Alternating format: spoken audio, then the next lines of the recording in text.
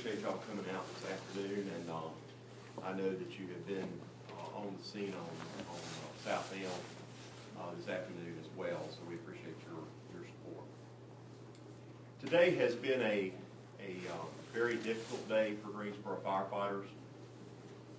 We respond to more than 30,000 emergency calls per year, and we've had an excellent record of accidents and injuries that occur. But today we've had four of our firefighters that were injured in an incident at 811 South Elm Street. Fortunately, none of those injuries are life-threatening, as we understand at this time. So that's the most positive news for today. None of those injuries are life-threatening.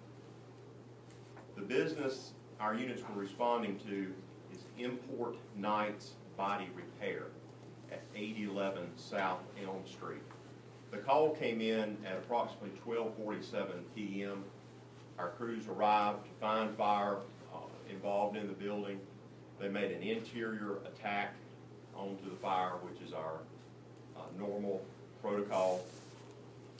After they had made that interior attack, there was a mayday call from inside of the building. A mayday is a procedure that we have in place when a crew is down. That prompts an additional response, it prompts additional resources. We have a crew in trouble when a mayday is called. And that is what occurred this afternoon. A portion of the roof of the building collapsed on our crew that was inside of the building at the time of fire. Quickly, the personnel on the scene began to pull that crew out and begin patient treatment on our own personnel. When a mayday is called, all of our command staff responds immediately. And the first person who left that scene today is with an injury was Captain Thomas Sterling Sudderth. That name is spelled Suddarth. Captain Sudderth was from this station, Station 11 on Elm and Eugene. He's been with us, with the city, more than 15 years of service. The last 6 of those as a fire captain. So he's a well-experienced officer. Captain Sudderth is very involved in our department, in teams and committees, a fine officer, and does a great job for us. But he was injured, and he was the first person transported to Moses Cone. Captain Sudderth has experienced burns to his body and some other injuries. He was treated at Moses Cone. He has now been moved to Baptist Hospital in Winston-Salem and is being treated for his burns and injuries there. So initial treatment at Cone and then moved to Baptist at this time. The prognosis for him, again, is not life-threatening, as we understand. And he was the most seriously injured of our personnel. The next person injured was William Shane Boswell. Captain Boswell, also a veteran firefighter, 21 years with the city of Greensboro, 9 years as a fire captain. He was responding from Station 7, which is over at Wendover and Gatewood, and was one of the first crews in on the scene. When I arrived, he was being transported, and I actually rode in the ambulance with him to Cone. He has been evaluated at Cone with some neck and back injuries. And it's my understanding that just in my travel from Cone up to here, he's now been released from Cone. So again, good news with Captain Boswell. Nothing that is serious or long-sustaining for him. So he's been released to go home. The third injury we had was senior firefighter Matthew Clapp. That's C-L-A-P-P. He's been with us 5 years. He too is from Station 7. And he has an injury on his foot and ankle, leg area. And he is being treated for that right now at Moses Cone.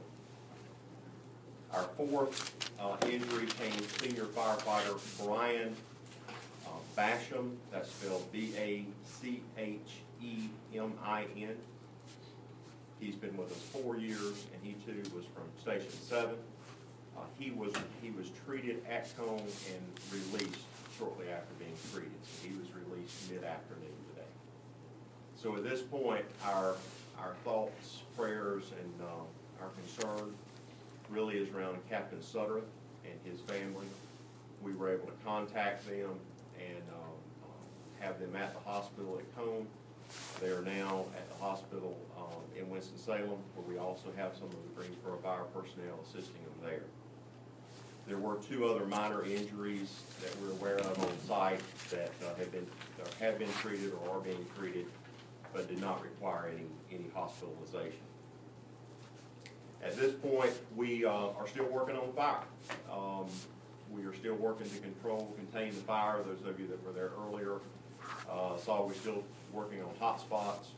We're working on the investigation. We have not completed that by no means. There's a lot of work to be done. We do not know at this time what occurred, how it occurred. We're putting all of those pieces together, and we'll continue to do so.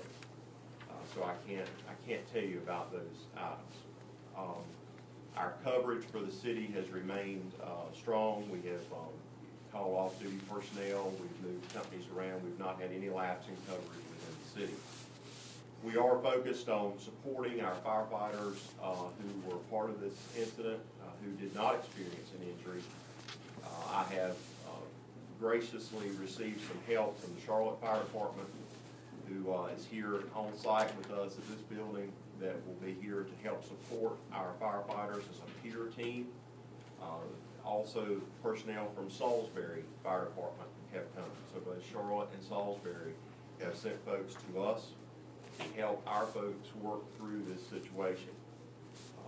As you know, our firefighters work as teams, as cohesive units.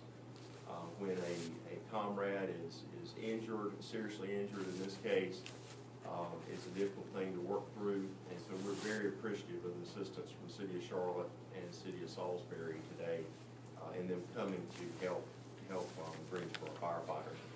I also want to give a thank you. Several of our local businesses know we've been working that fire all afternoon and have been helpful in bringing some food and supplies to our personnel, and we appreciate that very much as well. With that, I'll be glad to take a couple questions that you might have. Chief, can you tell us why you moved Captain, the doctors did, over to Baptist? Burn injuries, as any type of significant burn injury, is better treated or more capably treated at Baptist Hospital. They have more adequate facilities for that.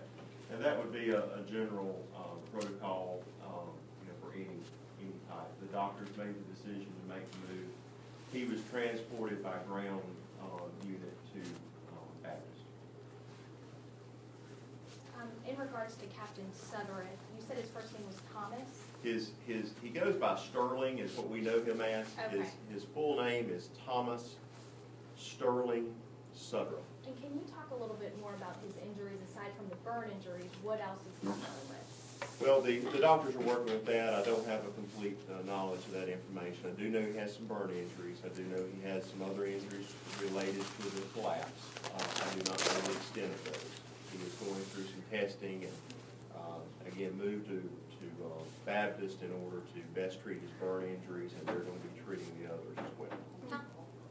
15 years he's been with the department? He has been with the department more than 15 years and has been a captain, a team leader of that crew for more than 6. And he works here out of Station 11 on the ladder company at Station 11. How many people were inside the business when the roof collapsed? I don't know that answer.